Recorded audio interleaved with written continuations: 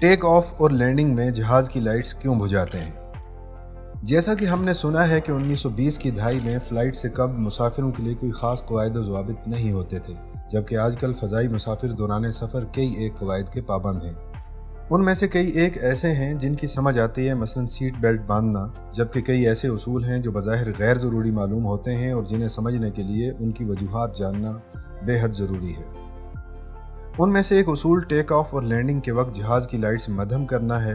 मौजूदा ज़माने में टेक ऑफ और लैंडिंग के वक्त जहाज़ की लाइट्स बुझा दी जाती हैं।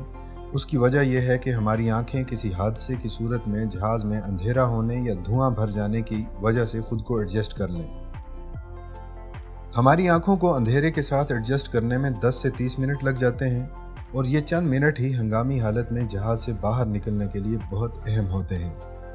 जहाज़ के एक पायलट और किताब कॉकपिट कॉन्फिडेंशियल के मुसन्निफ पैट्रिक स्मिथ ने द टेलीग्राफ को बताया कि जहाज़ में लाइट्स को मद्धम करने का मकसद ये है कि हमारी आंखें अंधेरे के लिए पहले से तैयार हो जाएं, ताकि लाइट बंद होने की सूरत में हम अचानक खुद को अंधा महसूस न करें और अंधेरे या धुएं में जहाज़ के दरवाज़ों से न जा टकराएं। उनका कहना है कि जब जहाज़ की लाइट्स मद्धम या बंद की जाती हैं तो लाइट्स के ज़रिए हंगामी रास्ते की भी वाज़ेह अंदाज में निशानदेही कर दी जाती है। जहाज़ के टेक ऑफ और लैंडिंग के वक्त ख़ास तौर पर लाइट्स क्यों बुझाई जाती हैं?